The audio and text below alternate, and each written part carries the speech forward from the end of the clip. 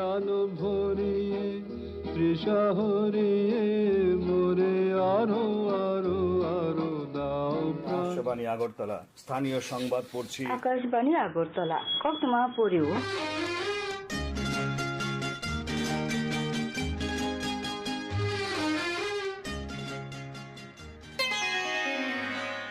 ভাবুন তো, আজ থেকে প্রায় 100 বছর আগে, যখন ঘরে ঘরে টিভি, মোবাইল কিছুই ছিল না, তখন বাইরের জগতের সঙ্গে আমাদের সংযোগ স্থাপন করার একমাত্র মাধ্যম কি ছিল? হ্যাঁ বন্ধু, আপনার আর আমার উত্তর একটাই, রেডিও। একটা যন্ত্র যা আজও অসংখ্য মানুষের আবেগ। এই যন্ত্রটিতে কিছুই দেখা যায় না, কিন্তু সব শোনা যায়। সঠিক ফ্রিকোয়েন্সি না মিললে এই বাক্সটি কথা বলে না। আর আপনার পছন্দের অনুষ্ঠান শুনতে আপনার সময় মতো নয়, রেডিওর সময় মতো আপনাকে বসতে হবে।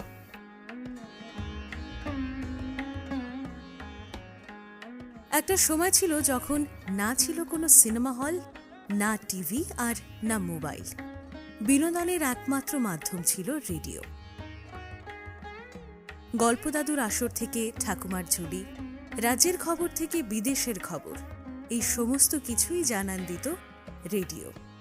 ছোটবেলায় একটি প্রশ্ন কিন্তু আমাদের সবার মনে ঘুরপাক খেত, এইটুকু ছোট একটা বাক্সে কিভাবে আস্ত একটা মানুষ ঢুকে কথা বলছে, আবার তাকে দেখাও যাচ্ছে না। আজকের এই ইন্টারনেট ও মোবাইলের যুগে মানুষ নতুন সব কিছু যখন গ্রহণ করছে, তখন প্রায়শই মনে হয় রেডিও যেন তার প্রাসঙ্গিকতা হারিয়ে ফেলছে।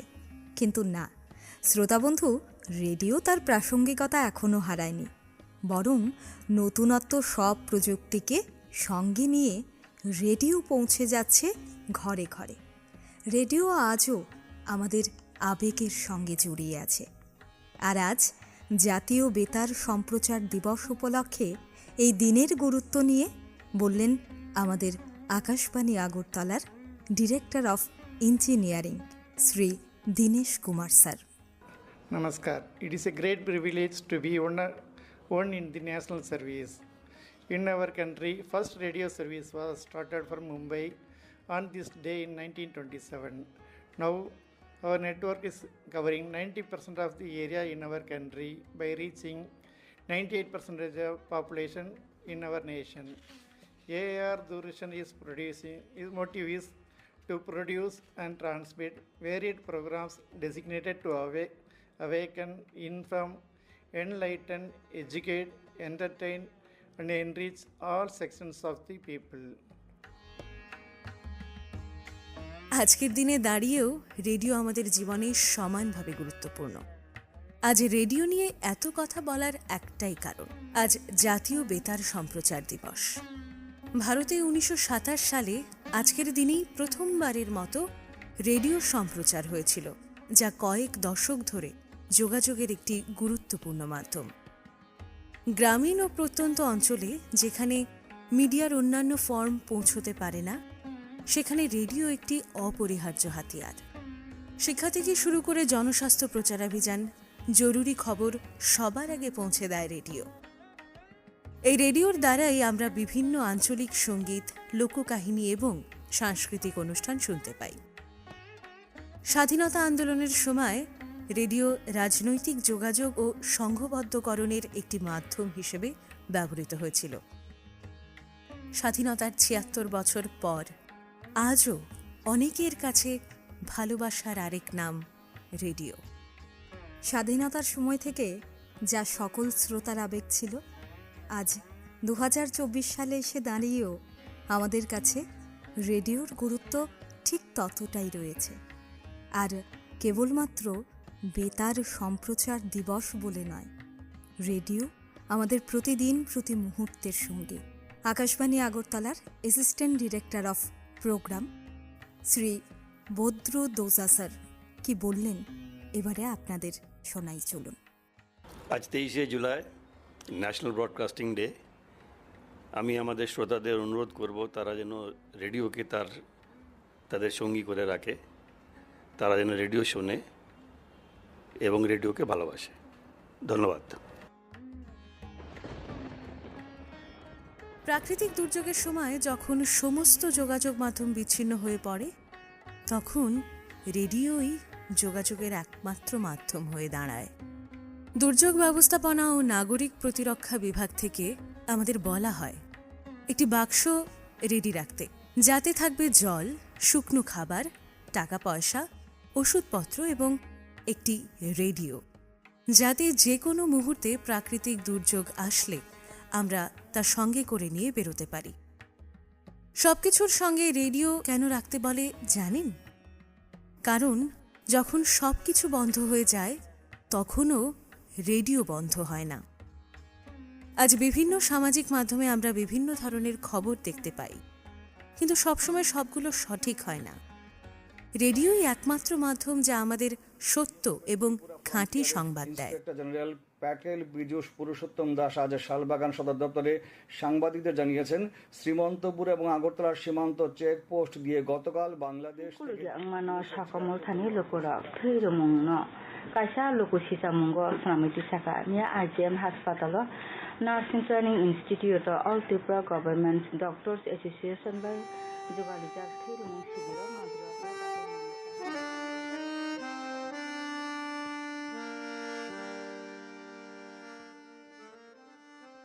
মোবাইল আমাদের ছোট্ট থেকে বড় সকলকেই যেন আষ্টে পৃষ্ঠে বেঁধে রেখেছে। একটা সময়ে রেডিও মানে যেমন শুধুমাত্র একটা বাক্স ছিল, বর্তমান সময়ে সেই মুঠো ফোনের মধ্যেই আমরা পেয়ে যাচ্ছি নিউজ অন AIR থেকে শুরু করে akashbani.gov.in, আর সেই সঙ্গে খুব সহজেই আমাদের কাছে পৌঁছে যাচ্ছে আকাশবাণীর বিভিন্ন অনুষ্ঠান। এবারে আপনাদের শোনাবো আমাদের আকাশবাণী আগরতলার program executive Shrimati Jayashree Debbarma madam কি বললেন। রেডিও হলো এমন একটি যন্ত্র যেটাকে আমরা সহজেই এখান থেকে ওখানে নিয়ে যেতে পারি। আমরা যখন কোনো কিছু কাজে মগ্ন থাকি, কাছে রেডিওটা রেখে আমরা শুনতে পারি। এই জন্যই তো রেডিওকে বলা হয় সবসময়ের সঙ্গী। রেডিওর মাধ্যমে আমরা যেমন শিক্ষামূলক অনুষ্ঠান, তেমনি ভ্রমণ কাহিনী, গল্প, ছোটদের অনুষ্ঠান, মহিলাদের অনুষ্ঠান, যুব অনুষ্ঠান, জীবনচরিত অনুষ্ঠান, বয়োবৃদ্ধদের জন্য রেডিও একমাত্র ভরসা এবং উৎস। রেডিও একজন অন্ধ মানুষের কাছে একমাত্রই ভরসা, কারণ যে চোখে দেখে না সে শোনার মাধ্যমে কল্পনায় রেডিও শুনে কল্পনা জগতে ভেসে যায় এবং অনেক কিছু জানতে পারে। রেডিও হলো এমন একটি মাধ্যম, যে মাধ্যম আমরা দুর্যোগের মোকাবেলায় রেডিও একমাত্র ভরসা। প্রত্যেক দিনকার জলবায়ুর আবহাওয়ার পরিবর্তন সম্পর্কে জনগণের কাছে জানিয়ে দেয়। এই জন্য রেডিও আমাদের নিত্য দিনকার সঙ্গী। শ্রোতা বন্ধুরা, আপনার রেডিও শুনুন এবং সকল অনুষ্ঠানের মাধ্যমে আমাদের সঙ্গে জড়িয়ে থাকুন। এই বিশেষ দিনে আবারও বলছি, আমাদের রেডিওর নীতিবাক্য হলো বহুজন হিতায় বহুজন সুখায়। সকলকে আবার প্রীতি ও শুভেচ্ছা জানিয়ে এখানেই শেষ করছি।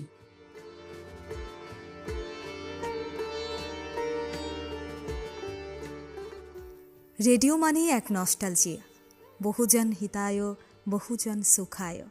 বহুজনের হিতে এবং বহুজনের সুখে রেডিও আজও গুরুত্বপূর্ণ ভূমিকা পালন করে আসছে, ভবিষ্যতেও করবে, এটাই আমাদের বিশ্বাস। সবশেষে আমরা পৌঁছে গেছিলাম তাদের কাছে যাদের ছাড়া রেডিও কখনোই সম্পূর্ণ হতে পারে না। সেই সব শ্রোতাদের কাছে আমরা পৌঁছে গেছিলাম এবং তাদের থেকে আমরা জানতে পেরেছি রেডিওর কী অনুষ্ঠান বা কোন অনুষ্ঠান তাদের ভালো লাগে। সেই সব সম্পর্কে শ্রোতারা যা বললেন এবারে শোনাবো আপনাদের তাই।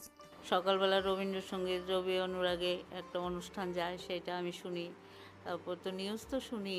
তারপর আমার কিছু কিছু অনুষ্ঠান খুবই ভালো লাগে, যেমন সন্ধ্যার সময় 5:10 হিন্দি গানের বিভিন্ন দিনে বিভিন্ন রকম গান যায়, সেটাও আমার ভালো লাগে। প্লাস বাংলা ছায়াছবি গান যায় রাত 9:30 এগুলোও আমার শুনতে ভালো লাগে। প্লাস রবীন্দ্রসঙ্গীত, নজরুলগীতি, অতুল প্রসাদ, দ্বিজেন্দ্র গীতি সবই তো যায়।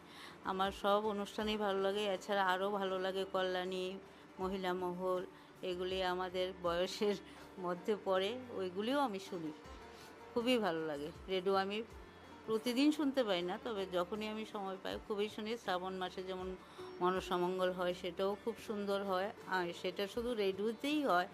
এখন টিভিতে কিছু কিছু দিন দেখায়, কিন্তু রেডিওতে প্রতিদিনই যায়। শ্রাবণ মাসটা প্রতিটা পুরা মাসটাই যায়, আমি ওইটাও শুনি। যেমন এখন শ্রাবণ মাস, যে মনসামঙ্গলটা আমাদের সবচেয়ে বেশি আকর্ষণীয়, তাই এটাই দুপুরবেলা শুনি আর কি, একটা বাজে। তো রেডিওর মানে কোন অনুষ্ঠানটা শুনতে ভালো লাগে না সেটা বরং আমার মানে বেশি বলা যাবে। কেন বলছি, আমার প্রতিটি অনুষ্ঠানই শুনতে খুব ভালো লাগে, তার জন্য একটা করে বলতে পারছি না যে এটাই ভালো লাগে। তবুও তার মধ্যে বলবো ছায়াছবির গানের যে অনুরোধের আসরগুলি আপনাদের থাকে সেটা আরও বেশি ভালো লাগে। এছাড়াও অনেক অনুষ্ঠান আমি এখন মানে সবগুলো নাম আমি বলতে পারছি না, কিন্তু আমার সব অনুষ্ঠানই ভালো লাগে। আর আমি রেডিও শুনি বললে ভুল হবে, আমি গলাধকরণ করি, আমি প্রতিটি কথা যেন একদম গিলে ফেলি এরকম মনে হয়। আর আপনাদের উপস্থাপক এবং উপস্থাপিকাদের যে অংশগ্রহণ বা প্রেজেন্টেশন ভীষণ ভালো, সেগুলি আর বলে লাভ নেই, ভীষণ ভালো, খুব ভালো।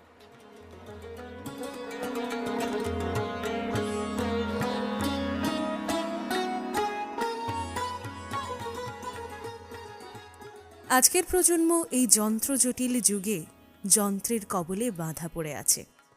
সবার হাতে একটা মোবাইল, যা রিমোটের মতো আমাদের নিয়ন্ত্রণ করে চলেছে। আমরা আজকাল গান শুনি কম, দেখি বেশি। ধীরে ধীরে আমাদের সৃষ্টি ক্ষমতা কমে আসছে, চিন্তা শক্তি লোপ পাচ্ছে, বই পড়ার অভ্যেস নেই বললেই চলে। এই টিভি মোবাইলের যুগে রেডিও এখনও আমাদের নাটক শোনায়, গল্প শোনায়, গান শোনায়, যন্ত্রসঙ্গীত শোনায়।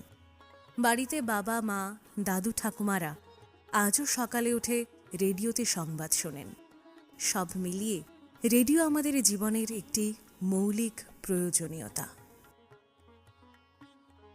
জাতীয় বেতার সম্প্রচার দিবস উপলক্ষে আকাশবাণীর সকল শ্রোতা বন্ধুদের জানাই অনেক অনেক শুভেচ্ছা ও অভিনন্দন। এতক্ষণ আপনারা জাতীয় বেতার সম্প্রচার দিবস উপলক্ষে শুনছিলেন আকাশবাণী আগরতলার এক বিশেষ নিবেদন। অংশগ্রহণে অম্বালিকা ভট্টাচার্য এবং অঙ্কিতা সিংহ রায়, সম্পাদনা রোহন চক্রবর্তী, পরিকল্পনা ও প্রযোজনা সুমন ভট্টাচার্য।